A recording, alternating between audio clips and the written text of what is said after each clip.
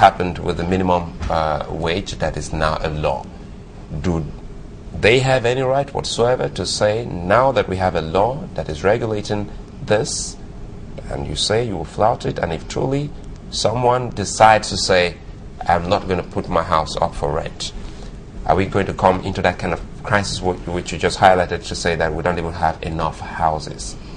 Well, let me say that for people to come up to say that the government does not have the right to regulate will be saying too much, because there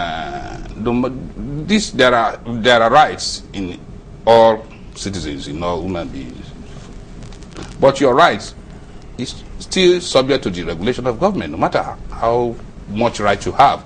Even the right to life is not absolute. So if the right to life is not absolute, then you cannot say all your other rights are absolute rights. So the government has a role to play in the regulation of the rights. And I think coming to regulate housing or tenancy matters is still within their power to do. Now, it is the government that can criminalize actions, not individual. And once it is criminalized, then there's nothing you can do about it. A crime is a crime. Is there anything like a weak law? Is it, if there is this law a weak law? Well, to some extent, we could say a weak law if you want to look at the philosophy behind the law. Whether this law will see the light of the day in adherence or in adherence. Do you understand? That is, whether people will actually abide by the provisions of this law or otherwise. To that extent, you can be talking about weak or not weak laws.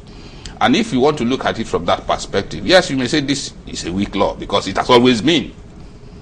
Always been? It has always been. This law, you see, Barwa made a law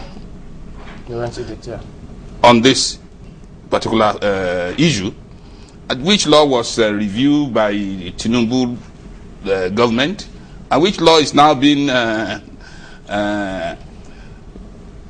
put in place again by the current administration. So it has always been. But we understand that there are those who are already complying with this. So what makes it weak? Because if over time it catches on, it becomes strong. Well, tie with her. It is not that the law cannot catch up, but that will only come up if other surrounding factors in the housing subsector are taken care of. Like what? Like I said, if there are more houses, if there are infrastructural development here and there, which we make people to easily move out of the cosmopolitan area into the satellite areas. More houses. Who will build these more houses? Whether the state or the individuals. The individuals build more houses than the government. If you go to Ikorodu axis, so all the houses if these individuals build their houses, Sulaiman asked the question, as some of them was, who gives the government the right to come and tell them what to do with their houses? The government can regulate. You cannot say regulate what? You regulate the relationship between the landlord and the tenant to a certain extent. Yes. To what extent does the government? To the extent that you cannot use your property to injure the right of others or to inflict pain on the society. Okay, so to inflict pain, let me give you an example. A house that initially the landlord said paid 200,000 per annum, a 2-bedroom flat, and then with this new law now he says pay 400,000 1 year. Yeah. Is that not pain? It is.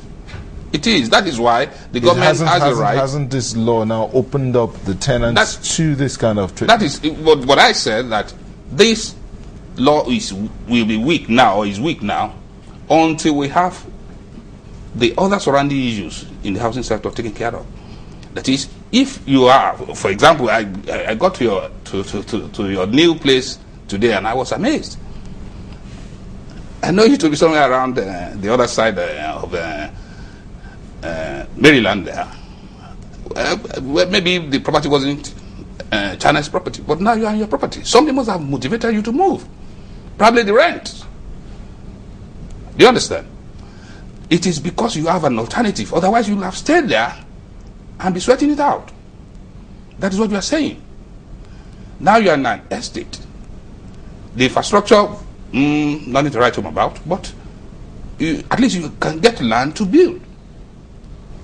Do you understand my argument? So if all these infrastructural developments are there, the landlord charging higher rents or looking for 3 years, 5 years rent, we beg tenant to stay.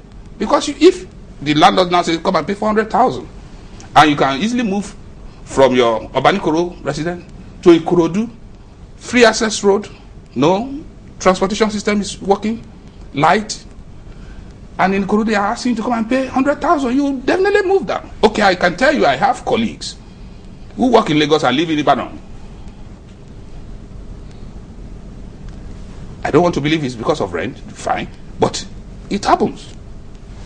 What do you say then to those who also say, well, in other cities in the same country, the same economy, they don't face the same challenge in terms of rentage that they pay. They don't demand for 2 years or 3 or 5 years for commercial purposes. So what is the hue and cry about this one? You see, I think the problem in Lagos is peculiar. It's peculiar in the sense that, okay, Lagos is more than 1 or 2 West African countries combined. Ghana, Togo, and co. So we have so many people living in Lagos, so many people working in Lagos. If you have not been to Lagos, then you are still somewhere in the bush. That's the belief. Yeah, but what is fundamentally going to affect or what going to suffer if they stick with this law? Nothing will suffer. Nothing will suffer in the sense that the tenants will only be forced if the landlord